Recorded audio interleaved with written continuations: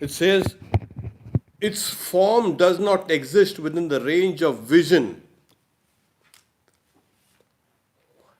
That is, the senses can't reach it. This reality is beyond the senses, and also, they say, nobody sees it, him, with the eyes and nose and everything, all the five senses. The five sensory systems are inadequate. When this self is revealed to deliberation, what deliberates? The word used deliberation, it's not kind of I deliberate on a particular, it's deep thinking. It's deep thinking, and it is realized by the intellect, the ruler of the mind, that resides in the heart. Here you are. So now you have a location. The location of the realization. Where does it happen? In the heart. Now, in the heart, yeah, is it the physical heart? No, that's not a physical heart. Then what heart? Is it emotional heart? No, that also is not. Then what heart? Yeah, the spiritual heart. Now, when we talk about this, we'll explain this a little more. Those who know this become immortal. Those who know this subjectively become immortal. In the heart means in, let's put it this way, there is something called an external space in which the body exists. We know this. Okay. There is a mental space in which our subtle bodies and everything that we have also exists. There is another space which is called the space of consciousness. It is here that this Atman resides. When you say the Atman resides, it is like space. It is, as you say, non-local. This world is actually, as the physicists say, non-local. It is bounded by non-locality. A thing can happen here, it can happen there, it can happen everywhere. Electrons, you cannot say. The probable place is here. Okay, it might be here. It might also be there. So the body is in space, external space. It's called the Maha Akash, the great space. This whole universe exists within this space. And space is very vast, as we know. It's vast. And the whole universe, as it were, floats like a bubble in this vast space. So there, the scriptures say there is another space called the mind space. More subtle and internal within this space, the physical space, is the mental space in which the mind exists. And when you reach this space, you will see this universe differently. Yes, it's a very strange. You, as it were, strip the physicality of this universe and enter into the subtle realms of the universe. There, this universe appears entirely different. So when we talk about the microcosm, we strip the physicality of this. We enter into the space, the mind space, the mental space called the Chitta Akash. There, you look different. You may have a physical configuration here, but that's not the whole story. You have a higher dimension of yourself. And then even higher than that is the knowledge space. So here in this, where does this knowledge space actually is located? Yeah, we can understand. Yeah, this is a physical space, and then if I close my eyes, yeah, I can see, I can think of myself as a mind. And where am I located in the mind? Yeah, the mind is kind of everywhere here, like space, Just look at it everywhere. But there is one place, one location where I feel the mind the most. Okay? Now think about it where you feel them. They say, okay, how are you? Oh, I'm feeling bad. You don't do like this. You do it like this always. I'm feeling bad. You call somebody, yeah, hi, you mean me? Your finger always kind of goes up here, kind of. You might say, okay, the hands kind of reach up till here, so it's a natural kind of reaction. But nobody says they dwell here. The mind is here, the mind is here, the mind is everywhere. This is one center of consciousness which is easily accessible. It's like a doorway between the space of the mind and the space of this world, external world, physical. That's the kind of the doorway. You can enter the mind space through this door which is here, and then you enter into a different dimension. From this dimension, the body dimension, we entered into another dimension called the mind dimension. So it is here. This is the most, you can say, easily opened and easily comprehended and easily actualized than these higher centers. So it's here. And then the higher dimension is that knowledge space. And it appears like, it's likened rather to a cave in which you enter in and then you actualize that knowledge space. They say it's in the heart. So when you say in the heart, where is the heart? The spiritual heart. In that spiritual heart, you enter inside.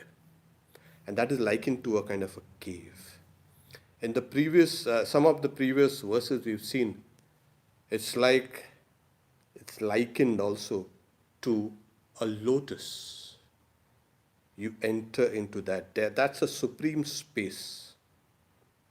And in that supreme space, you enter into the lotus there, which is the symbol of your intelligence, your intellect. And you enter into that lotus of the heart. When we talk about, the scripture says that the lotus of the heart, the cave of the heart. What does it mean? You have to enter into it. Now, how does it happen? Here is given by the intellect. It is realized by the intellect, the ruler of the mind, that resides in the heart. Here it is. So in the spiritual heart is that purified intellect. And it is realized there. What is realized? It's a subjective vision of that incomprehensible, non-local reality. No one can see this reality through the eyes. It cannot be even seen through the mind. It can be seen only through the self. Swami Vivekananda says in one place, to perceive this chair, I have to see it in and through the self. To perceive the world, I have to perceive it in and through the self. Actually, our perceptions are always through that. But somehow we think, oh, it's the eyes and brain seeing it. Oh, the brain is nothing but, what do you say? A 2 pound, you can say, soft material, which is dark inside. We have the idea that there's a light inside, in the brain. There's no light inside.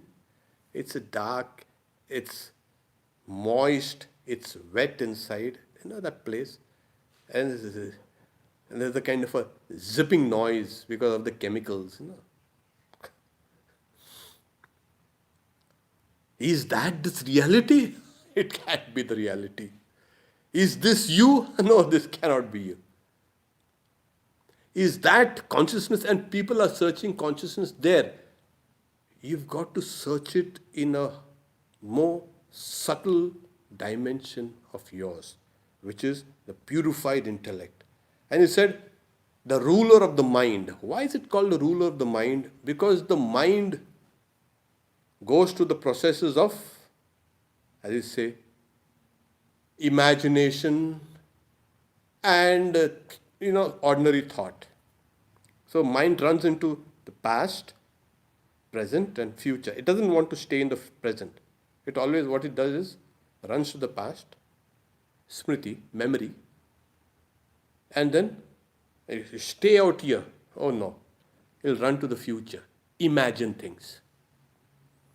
So this mind that's always kind of active, and the whole process is like in Zen and everything, you keep your mind in the present.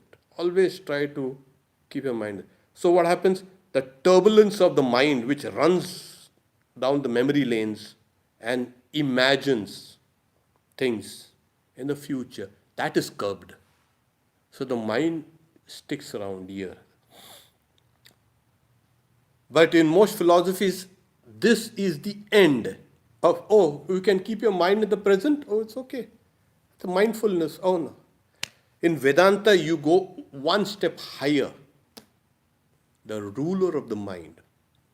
What dictates the mind should stay in the present, stay in the moment, stay in the now, is the ruler of the mind. And why is it called a ruler in the mind? Because it is more suffused with consciousness. It reflects consciousness even more. Now, the purer this reflection is in the mirror of the intellect, that we know is the boss out here. You look at it from the neurology standpoint. This neocortex kinds of puts a controlling, you can say, factor on your emotions, all your limbic system and all these old brains, The neocortex, this part of the brain always acts like a control mechanism. You want to do something and immediately the neocortex, no, sir, you shouldn't do that. So the intellect, as we have seen in the previous verse, higher than the mind is the intellect, and higher than the intellect is that supreme, you can say, mind, and higher than that supreme mind is that unmanifest, and higher than that unmanifest is that supreme soul. But superior to the unmanifested is the Purusha, who is pervasive and is indeed without worldly attributes. Knowing that, a person becomes freed and attains immortality. The mind is superior to the organs, the intellect is superior to the mind, the great soul is superior to the intellect, the unmanifest is superior to the not. 7th and 8th. These are the verses we had seen last. So if we've been following this argument here, this line of teaching, so it is here that we're saying it is the intellect which is higher than the mind. Now, where does the intellect reside? There, in the heart, within its own space. So where do you exist? I'm in my own space, you see. And people say, oh, don't invade my space. People say, there's a space here. Oh, the guy is invading my space. This is my personal space. You're not welcome here. What's that? Do you have anything called a personal space? Yeah, you feel, yeah, this thing around me is my personal space. Get going. The mind also thinks, yeah, this is my personal space. You out. Get out. I let you in, now you get out. But certain things, they enter into the mind space and remain there. You go away. And the intellect also, oh, I have a personal space. This is my space. And this is that personal space called the heart. And it is here that you recognize. How does it recognize? It's itself as that all-pervading reality. It is like when you're watching yourself in a mirror. Okay, now the mirror is clouded, or the mirror is kind of covered with dirt and soot. What you do is keep on cleaning the mirror. And as you keep on cleaning the mirror, what happens is you will see the reflection of your face clearly. That is the cleansing processes that was spoken about earlier. And as you have cleaned, now you know that you are the subject and that is the object. But very strangely, this is that great mystery. That reflection you feel is also real. You got it? So you smile and the reflection also smiles. You frown, the reflection also frowns. For the moment you have just forgotten that it is your face plus the mirror. The idea of the mirror has just dropped. This is that, as I say, pseudo hallucination. That you are here, but you have projected yourself and you feel that is alive. That is me. It's always like that. That is me. Oh, you look at yourself in the mirror and then can you say that's not me? That's me. You say a gorilla come and say, looking, when you look in the mirror and a gorilla looks back at you, that's not me. You'll immediately. We have identified ourselves so much with a mere reflection. Just a mere reflection. This is how it happens. Now, you take the mirror and you smash it. Where does that reflection go? Well, back in your face. In a way.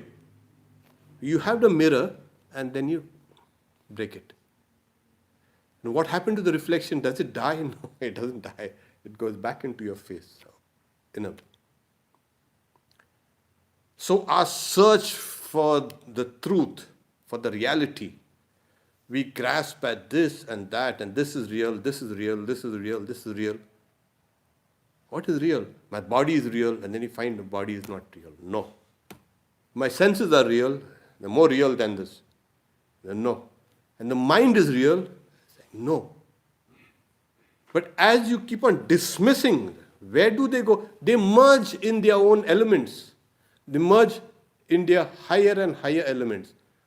The idea of body is merged in the senses, the idea of the senses is merged in the mind, the idea of the mind is merged in the intellect, and the intellect merges in itself, the inner self.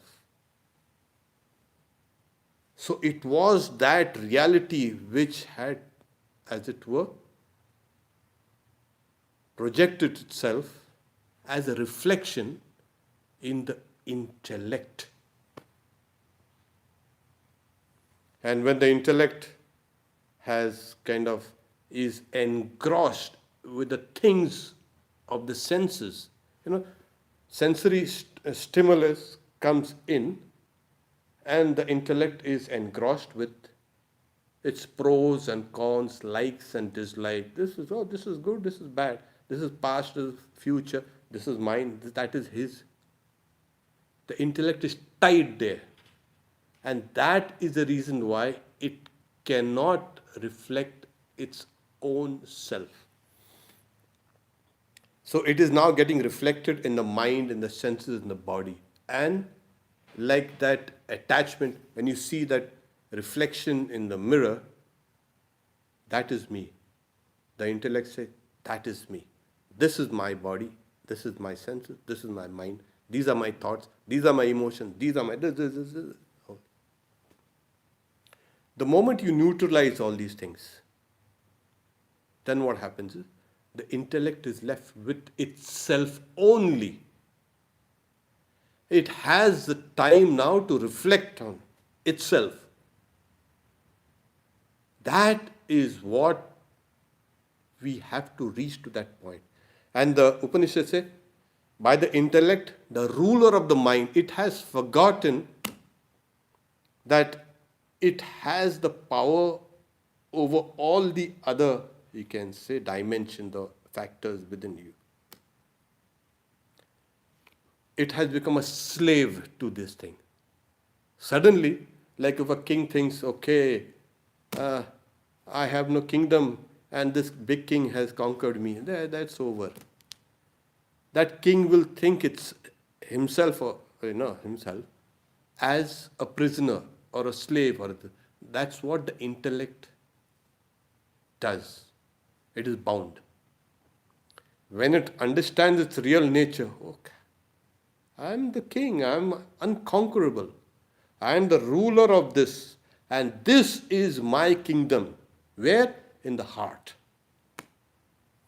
So that's why he's saying, when this self is revealed through deep thinking, not deliberation, it is realized by the intellect, the ruler of the mind that resides in the heart. Here it is. The explanation is kind of difficult. But the Upanishad is trying to make us understand that the realization of the self is subjective, can never be objective. And that's why, you are going to samadhi. Really, samadhi. Samadhi is objective. We are not even interested. Vedanta is not even interested in that. There's a story of a great Swami was telling about his dream experience. And one night I dreamt that I was, traveling to a place with another Swami. And that Swami, he caught hold of me and started beating me. So I became furious. I said, why are you beating me? Well, I'm trying to put you into samadhi. I think, why should I go into samadhi when samadhi is in me? So you got the idea? The idea of a self as going into a particular place is simply dismissed when you see that the whole universe exists within you. Oh my God, why should I go anywhere? Now this massive universe, this external space called a Chidakash, exists within the Atman. So how vast is the Atman? Oh, it's very vast. And then you say, okay, is that all? Saying, no, that is not all. Then from there you enter into another dimension of the universe, the mental universe. Now, in the mental universe, it's not just just a mind. It includes all the subtle realms this mental universe has various levels of existence according to its subtlety. So from the part which is nearest the physical universe, that's the grossest part, it gets into a kind of a subtle tapering, you can say, form. It goes deeper and deeper and deeper. So all those realms are, as we know, even objective. So you will see the vision of some deities, you might see some angels, or you might see some devils also. Okay. The Vedantin will simply dismiss it. But this is also objective. That's why he's saying, the Rishi says, his form does not exist within the range of vision, either physical or mental vision. Nobody sees that with the eye or with the senses and all, or with the mind's eye also. Nobody. So all objectivity is dismissed.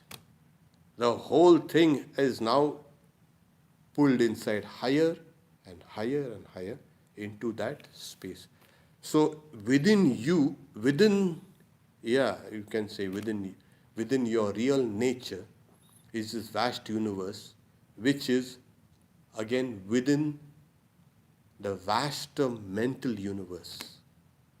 Got this? So there's one thing embedded in the other. The physical universe in the mental universe, and the mental universe within me. Me? What? Who are you? The commentator says, the inner self. It is here in the inner self which has kind of, let's put it like that. That sea of consciousness is there. A wave rises in that. That is that subjective, you can say, inner self of yours. There's another kind of common illustration. So the universe is expanding. So where is the center of the universe? There is no such thing center of the universe. Wherever you are, that becomes the center of the universe. So it is expanding all around you. So if you from here you go to another planet, you'll find everything is that becomes your center, and it's expanding all around you. It's expand. So there is no center. The center is everywhere, and you can say like that, or there is no center at all. But apparently, wherever you are, that happens to be the center of your consciousness.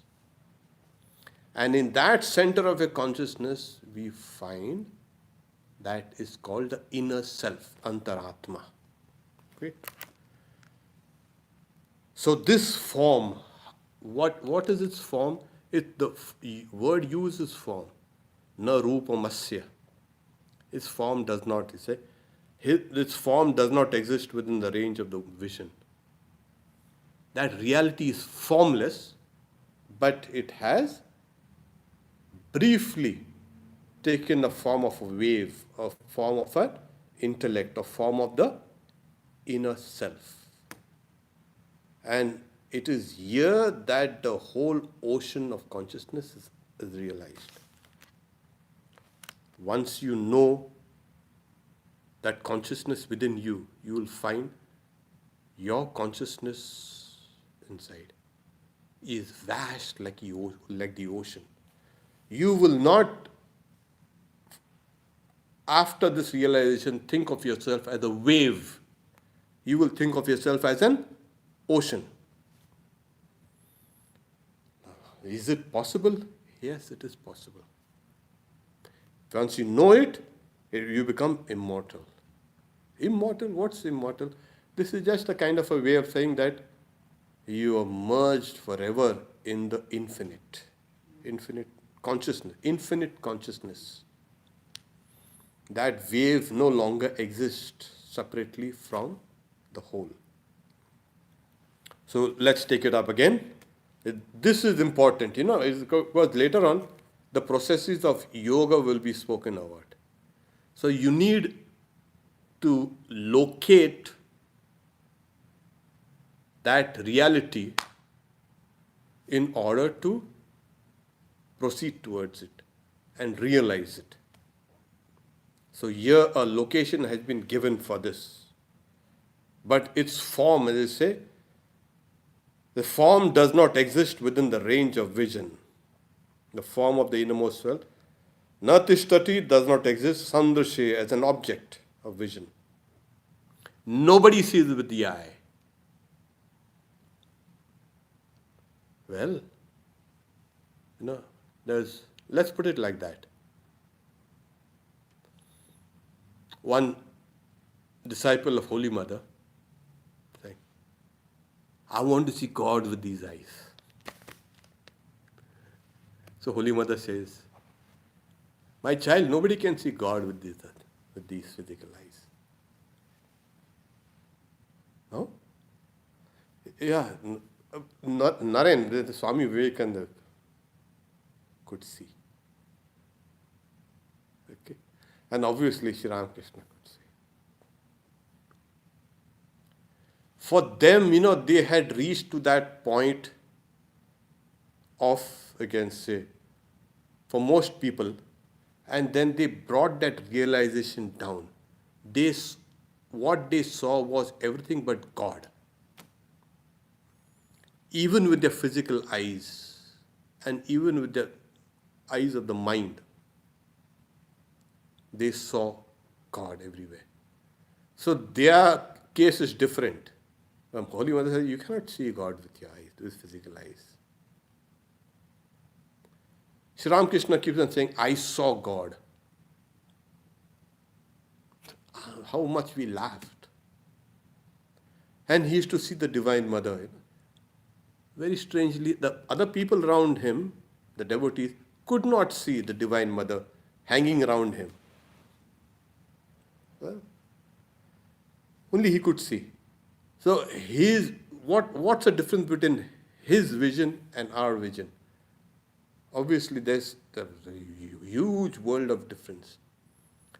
He's seeing things with a higher, you can say, consciousness, while we are seeing it from the very low level of consciousness. And that's why at that lowest level of consciousness, you can't see that reality. These eyes cannot see the reality because they are on the lowest vibration of consciousness. And as that consciousness becomes more clearer, better, higher, and more subtle, then you will be able to see everything. That's why its form, the form of the inner self, cannot be seen by the eyes. But it is revealed. But then what's the use? Then why we strive all these years to see God, and we are saying, oh yeah, that's right. But they make a qualification. You can see, you can realize that through deep thought, or deep meditation. So the word is saying, the commentator says, it is confirmed. The translation here, it is revealed through deliberation. When this self is revealed through deliberation, so it is confirmed, it is not revealed, it is confirmed by deep thought. The more you think deeply, the more you come at the center of your own consciousness. We are kind of diffracted, as it were. We have come out of our home, and we are wandering about in this world, searching for ourselves. At one point of time, after looking around for ourselves, what are you doing searching for yourself? Really searching for yourself? There's a story about, I think I must have told you, a person had lost some money. He had dropped some money, and then he's searching for the money under a street lamp. So what happened? I've lost my money here somewhere. And they're searching for it. So his friend also joined. And another friend also comes there searching. You're sure you dropped the money here? No, actually I dropped the money out there. Where? In the dark. But why are you searching here? But there's light here. That's why I'm searching. So we are trying to search for ourselves in things we like, in things we find comfortable. This is myself. Oh, this is my. No, this is not yourself. We have strayed, as it were, from our center of consciousness. And we have to slowly get back. And as we keep on searching for ourselves within the self, the mind will find its location in the intellect. Or rather, we'll put it like that. The senses will find their location in the mind will find its location in the intellect will find its location in the inner self. And there you come, you're looking at yourself now in the mirror. There I found myself. Not yet. The Vedanta says, this is not yet. You're still objectifying yourself. Though you're seeing it clearly, yet it is still objective. Now smash that mirror. The mirror is smashed, then what happens? That is the highest point of realization, which is beyond words and thoughts. It cannot be expressed. It's just impossible. Because you have already transcended words, you've already transcended thought, you've already transcended even your intellect. So, Swami Vivekananda said, those who know it, know it. Bujhe pran, bujhe man. Those who know it. How do you explain your, you can say, realization? Oh, it's not. That's why in the second chapter that we chant, I think, on every Sundays, the characteristics of a person of steady wisdom, sthita prajna lakshana. So the question was simple, Arjuna. What is this person of steady wisdom? And instead of speaking about, going the intellect and this and that like I did, the Lord simply says the characteristics of knowledge, of wisdom, are found within his behavior, his or her behavior and attitude and orientation, everything. So he's giving an indirect answer. You just can't speak about that thing as it is. Who will speak about it? Who will know? To clarify, there is another kind of Shuka. He's called one of the greatest of the Paramahansa. Paramahansa is the highest class of monks, like Ramakrishna Paramahansa. He was, very strange. Ramakrishna used to call Swami Vivekananda as my Shuka. No, he was one of the greatest of Paramahansas, the greatest of monks, who live absorbed in the reality always. So his father, who was the author of that Mahabharata and all these other great books, the mythology, Vyasa. So he taught him the knowledge of Brahman. His son, Shuka. Now he's saying, now you go. I have taught you whatever I knew. Now you go to the king, Janaka. There was another great king. He was also a knower of Brahman. And Janaka, he understood that this Vyasa's son, he was himself was a great sage, is coming to meet me. So what he did was, he tells his palace guards, don't let the guy in. So when Shuka he arrives at the palace gates, the guards simply ignore him. They don't even open the gate. For 3 days that Shuka had to stay out there, and he was there. He without food, without drink. It's okay. Everything is perfectly okay. Everything.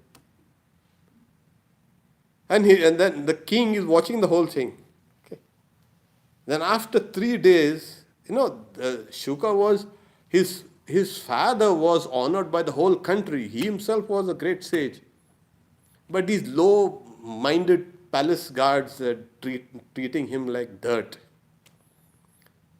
Then another set of palace officials come and they berate those guards and open the palace gates, and they bring, we are very sorry you had to undergo this kind of rude behavior by these rude people for 3 days and this and that. Oh, it's okay. And they came with all the pomp and ceremony and took him ceremoniously inside, and they gave him a bath, nice bath, and perfumes and clothes and this and that, and there were these dancers and music and singing. But Shuka was as calm as before. When he was calm and unmoved, even outside the palace, and now in the palace also he was calm and unmoved. External situation did not kind of throw him out balance. Whether in pain or in, you can say, dishonor or in honor also. Nothing. He was the same. So 3 days he was kept in the lap of luxury. He never even had to move anything. Do you want water, food, this, that, everything was. Then, after 3rd day, he was brought to the darbar, as you say, the court of the king. The king, what did he do? He gave him a small cup filled with oil, saying, go round my throne 7 times. So Shuka takes that cup of oil and goes round. And to distract him, there were these palace, singers and dancers, and they are doing their best to distract him. But his mind was not distracted. He goes round the throne 7 times, and he returns that cup of oil to the king. The king sees not a drop had spilled. What your father has taught you and what you have learnt yourself, I can only repeat. Go back home. You have known the truth. So it is through such stories that we get an idea that this person is now unshakable. The word used is kutastha. It's like an anvil, You can use that anvil to shape other materials, or you can say iron or something like that. The hammer, is used, and that metal is banged on that anvil. The anvil remains unmoved, unshaken. Even Sri Ramakrishna says, kutastha buddhi, unshakable. Why? Because you suddenly find yourself as infinite. You have left this physical space, that's the body.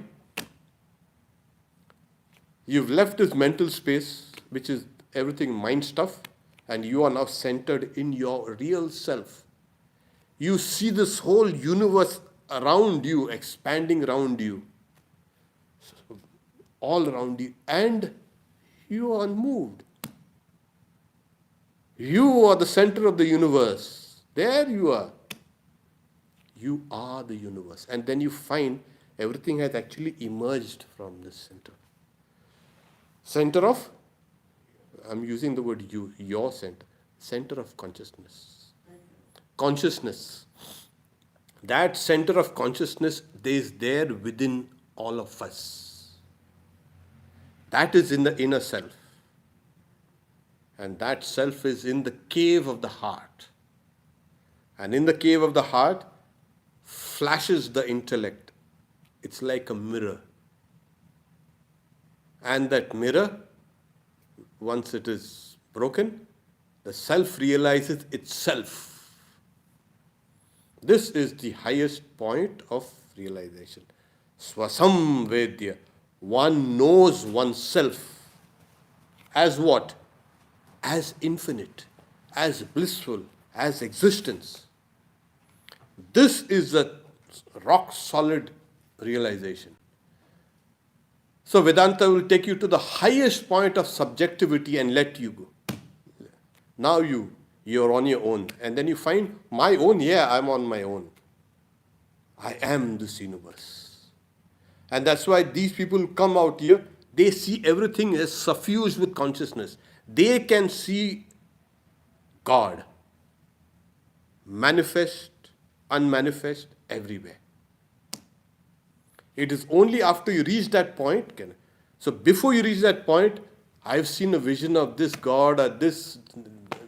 Hey, yeah, good, keep on. These are all kind of, I will say, milestones. You know, okay, I'm on the right path when you see such things. But like I said, Vedanta will take you down to the core of your being. Okay, we'll stop here for now. Let's see if you have any questions. But I think this needed a little clarification because it's talking about. There is one question. How can you prove that consciousness is not a product of the brain? Well, can you, what happens is, when you are centered in the brain, okay, the brain goes through these processes. Why do I have to prove also that that consciousness does not reside in the brain? It resides in the brain, it resides outside the brain also. Your consciousness is that which moves everything, your brain and even everything else. What is the question again? Yes, the question is, how can you prove that consciousness is not a product of the brain? Yeah, we have two viewpoints. One is consciousness is a derivative of the brain. Okay. And we have another kind of this. The brain is a derivative of consciousness. Vedanta brings out this, the second. All Indian philosophy is this. The whole universe appears as if out of consciousness. Now when you say brain, you say matter. Now we'll say, what is matter? Can you explain? Can you prove what is matter? You cannot prove what is matter. Why? Matter itself is an illusion. Why don't you go down straight, more deeper than the brain, to the neurons? Go deeper still to the you can say the atoms and molecules that make up neuron. And then you go down deeper inside. What do you find? Do you find something that's matter there? Matter is an illusion of what? Of that quantum energy there. And what is energy itself? The energy itself is a kind of an illusion. So Vedanta is on solid grounds of subjectivity. Yes, I can see my brain. That proves that consciousness is separate from. I see my hand. This is objective. The same way, I can see my very brain. I am separate from the brain. So, how do I prove it to you? Well, you have to prove it to yourself. I'll give you the methodology. Vedanta gives a methodology. If you follow that, you will find not only your brain is a speck of dust in the lake of the mind, but that lake of the mind itself is a speck in the sea of consciousness. And this is what Vedanta will keep on preaching over and over again. That this external world, you can prove consciousness, you cannot prove the world, the matter. Well, now the scientists also are saying what the visible matter that we see is only about 5% of the known universe. So your brain also is nothing but 5% within that 5% of this. A large spectrum of the reality is not known. Yeah? And even this matter is not what you actually see it like. It's all empty space. Something which is not there is giving rise to the illusion of something which is you see. So if if you have a scientific bent of mind, I would suggest you go down deeper and deeper into it. And there have been many great scientists, many, who have finally arrived at consciousness. Take for instance either Werner Heisenberg or you can say even Erwin Schrödinger. Well, these are all physicists in their own rights, but they are speaking about consciousness as beyond the body and the mind. So I can prove to myself that I can see the brain. You have to work at it, and then you will be able to see that this whole matter has come away from the brain. You want to answer another question? Yeah? Okay.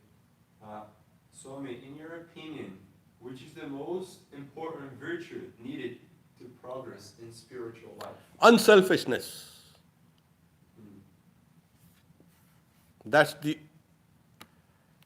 is the linchpin of everything. Maharaj, how does one combat with the truth let me just read it first. He might not be able to hear the other people. Basically, how can you face the truth when you find yourself with terrible feelings of guilt? How do you face the truth when you're guilty? Well, you are truth, and truth does not like falsehood, and that's why you feel guilty. Simple as that. You do something and you feel guilty, obviously you're going to feel guilty. If you're on the brutish level, nothing will shake you can say conscience. That's a different one. But on the human level, your very nature is truth, and that's why you feel uncomfortable with untruth and lies. And that's why you can immediately detect lies and falsehood and hypocrisy. So now, go and search for truth. That's all. That's the best thing. So to live a nice, happy life, stick to truth. And this is not only Vedanta saying, it has been the teaching of all the sages and all saints in all religions. Speak the truth, live the truth, and that's what it is. You, like Swami Vivekananda says, there will come a time, like the Buddhas, when calling things by wrong names will be stopped. We are calling things by wrong names. We are lying to ourselves. Then the veil drops, and you had enough of this kind of deception, you come away. Come away from falsehood to the truth. That is your real journey, your real nature. If you can do that, the whole world will stand in awe of you. That is truth. That is the self. Thou art that, as the Upanishad. That is the self, that is the truth, and thou art that. Etadatmam idam sarvam tattvamasi svetaketu. So, that is your name. Find out, it will be good. Om Shanti Shanti Shanti Hari Om Tat Sat Shri Ram Krishna Arpanamastu. Later Tonight, 7:30, we have the Gospel reading by Swami Sarvadevananda. Tomorrow, 7:30 evening, we have the Bhagavad Gita. Thank you very much. Very, very hard